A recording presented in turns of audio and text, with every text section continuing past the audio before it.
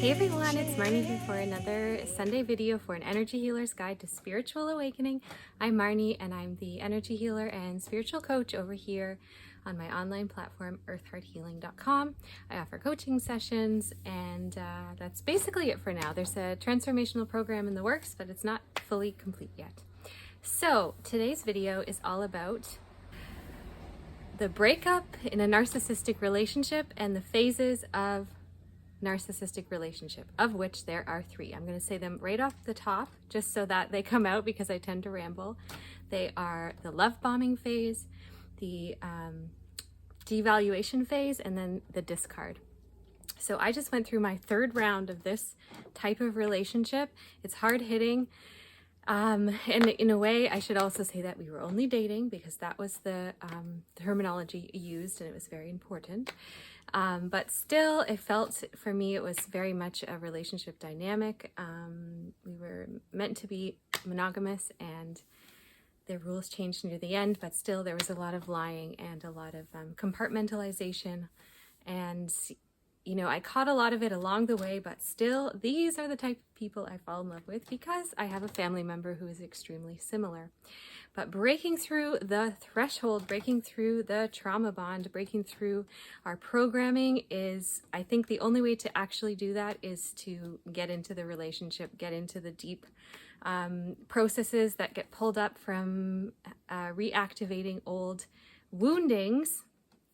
And I suppose where I'm at now is I want this video to support those of you who are like still stuck in the love bombing phase, because that's what happens to me. You know, things go downhill, downhill, downhill, downhill, but still I'm like, but they loved me so much. I was so happy with them, even though it's like months ago that this is the reality, you know. But when we don't know the processes, when we don't know the inner workings of these types of people, I also want to preface, I always preface my videos, like there's no blaming, condemning, shaming. It's all about healing. It's all about understanding what the heck is going on. I am a lover of information. I find that my heart heals, energy can shift when I finally get the data for my beautiful mind. And a lot of this content, a lot of this information is coming from a guy named Lee Hammock. And I was so grateful to stumble upon his page. I finally got the insight to go like, my sister always says I date narcissists. I've never really taken it to heart. I always defend them. I always have my innocence go, no, no, no, I see the good in them, blah, blah, blah. And you know what? There is good in people. You know, I still see the good in most of these people. I mean, the first relationship I had was like more than almost a decade and a half ago. I don't really know that person much anymore, but the rest of them, meaning a family member and the other two people that I dated, I still, you know, can find goodness. And it's important to not like, try not to just like whitewash or throw the baby out with the bathwater, as they say.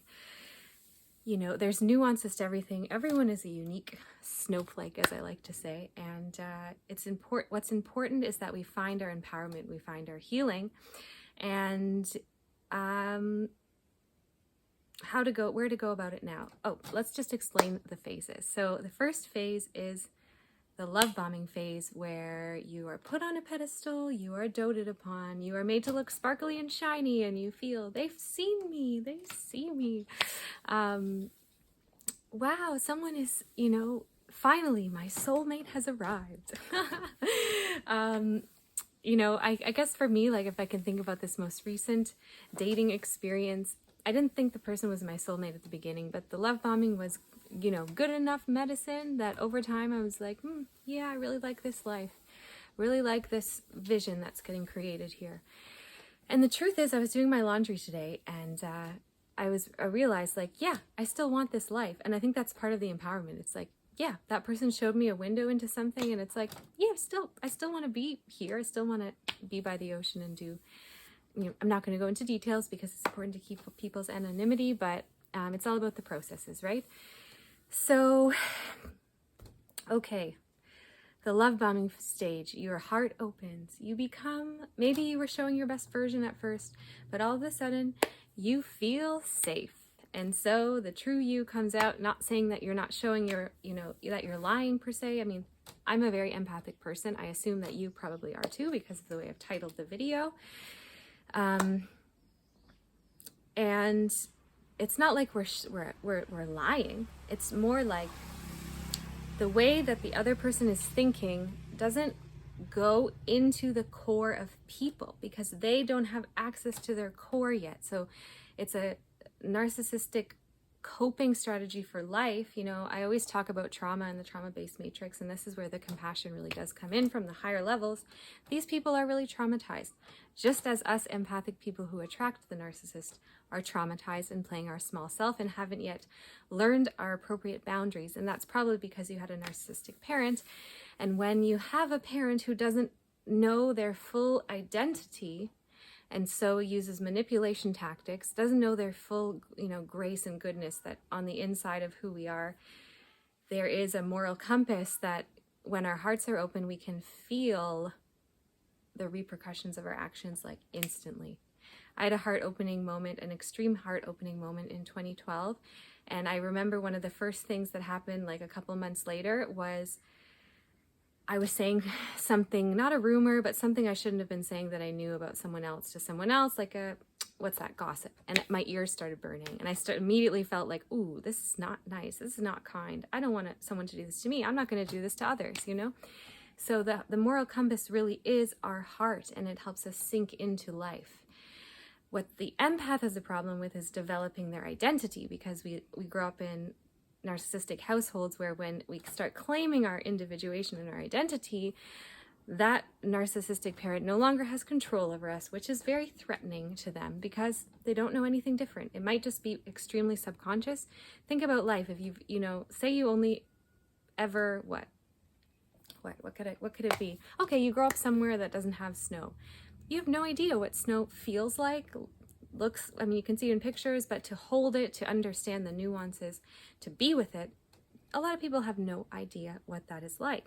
So it's a little bit like that. A lot of these ways that we hurt others is only because it's rote patterning and there's no solution yet.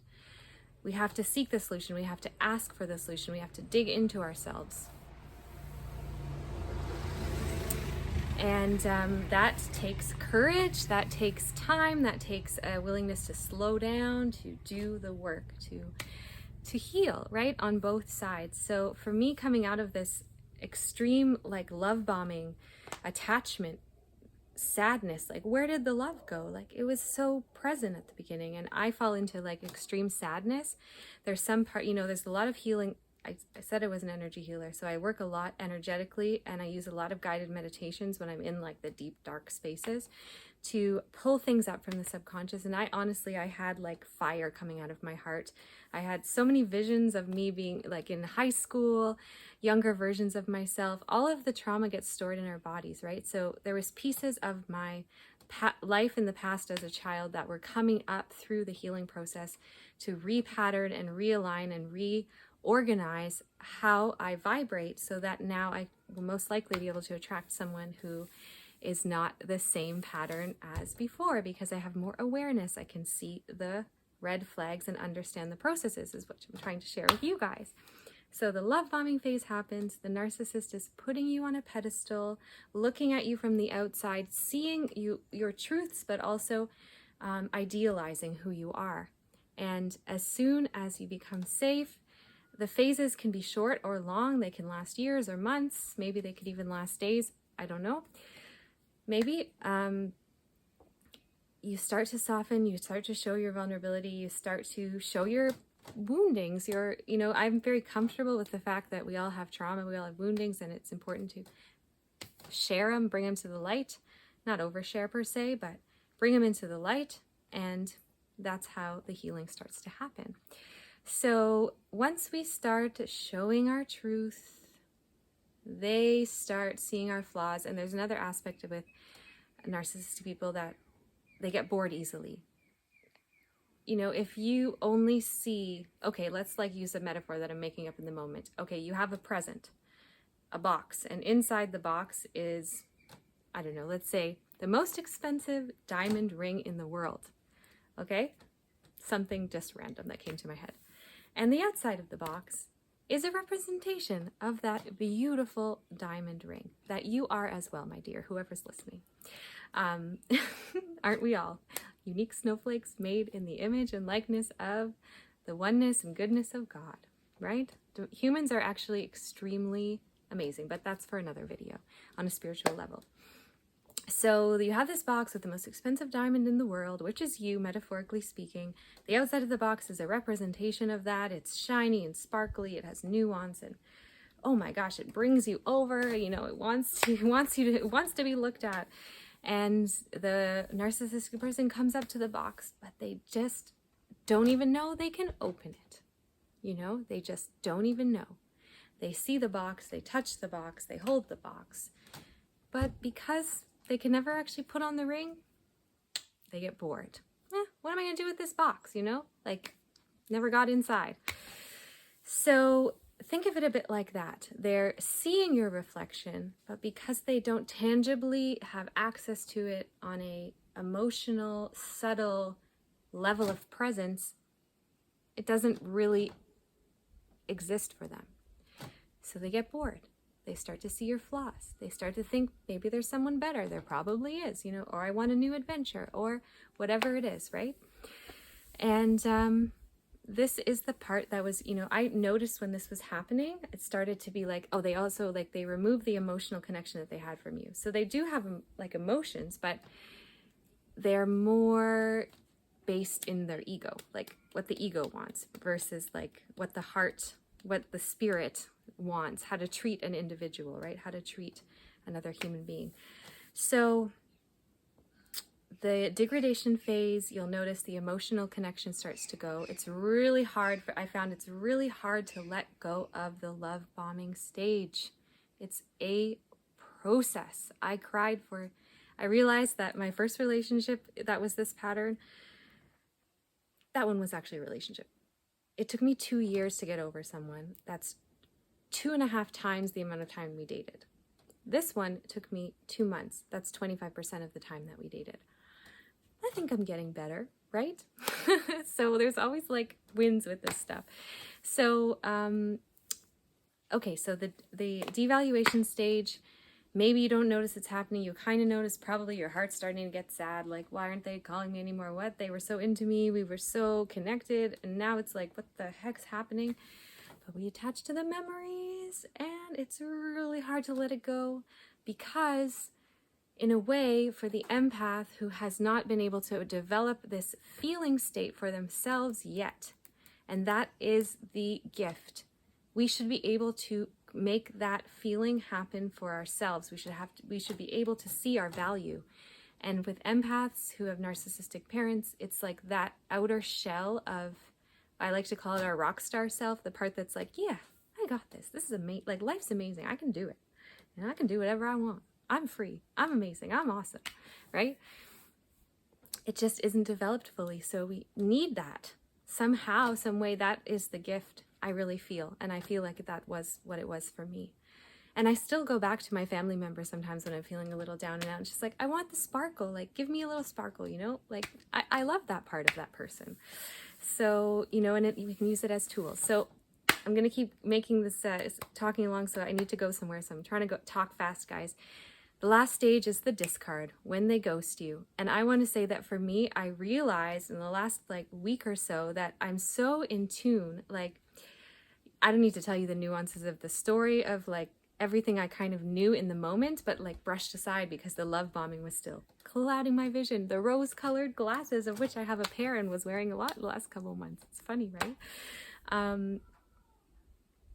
It's the degree. I got sidetracked with the rose-colored glasses and having the memory.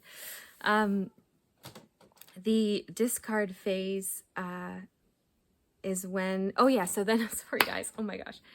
I discarded myself, and Lee Hammett calls it the reverse discard. And now what I realized what is happening is I was reading the person's desires and then wanting to control the outcome.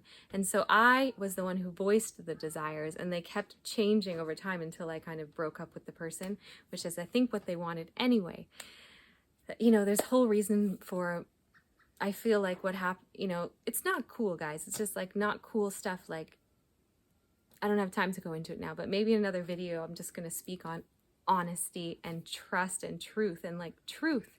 When we are in the healing journey, what we can accept in reality is, so long as it's put up front and discussed and communicated, becomes so much bigger, right? It doesn't have to be cookie cutter anymore, but it's important to be honest. So because this person was really not honest, that's the part that hurt me the most. It's like, you don't trust me with the truth. Like, I'm not smart enough. I'm not wise enough. I'm not, but at the same time, my intuition's hitting on it all the time. So there's this like two pieces knocking into each other, the version like in the real world, and then the energetic version, like the mask version and the energetic version are like bam, bam, hitting up against each other. It is chaotic, and the only reason we attract these people is because probably you have a parent who's very similar, right? And it's important to, I feel for me, what happened is like every time I'd project it on the person to heal, eventually the true healing would come when it trickled back and came in towards my parental figure. And that's when I would actually cry, and that's when I would actually release. So it's, it's really, the root is from our childhood. So the last phase is the discard phase. I discarded myself, the reverse discard, as Lee Hammond likes to call it. And finally, I just found something out that made me go, momentarily, I still care about this person on a soul level. Like, I still always leave the opening for healing. I saw the potential. I always see the potential. I guess that's part of being a healer. But the person has to do the work, has to want to do the work, and you cannot force anyone to do the work. You have to give them their space, and you have to let go. And that is hard, guys. So just want to let you know, specifically this video for people who are stuck in the love bombing stage, learn the phases of narcissistic relationship, and you will learn how to let go and move on and become independent and glow up and show up and live the life that you're meant to live, right? So the final phase is the ghosting phase, the discard phase, and I really had trouble letting go. I finally blocked the person on all social media platforms because I didn't trust myself not to always check in what's going on in their life. I just needed to be free. And as soon as I did that for myself, not as a defense mechanism, not as like out of anger or out of pain or out of fear or out of all of those things, but out of a sense of wanting empowerment, true empowerment, it felt so freeing. So guys, I know that these things take time to heal, and I am a bit of a rocket ship in a way with energy healing at this point. I really dig into the pain, and I can really hold a big threshold for pain. So I think that's what moves the energy quickly. So I'm feeling free now. It's cool. There's still waves sometimes, but somehow I feel like making this video. I actually made one yesterday, and I was like, oh, I don't quite feel energetically full of what I'm supposed to, fully there. And today I really do feel it. Let's check in next week and see how things are going. You just never know how the waves are going to roll. And my name means from the ocean. Sometimes I like to put that in there. It's like, oh yeah, I'm an ocean lover, right? The waves of life. So that's it for today, guys. If you have any questions, drop them down below. Love to answer your questions, or send me an email. The link is at the end of the video. And remember that you are beautiful, and it's so important for you to find that beauty in yourself and hold on to it and grow into it and live the life of your dreams. You can do it, just like I'm doing it, one day at a time. Okay, talk to you later.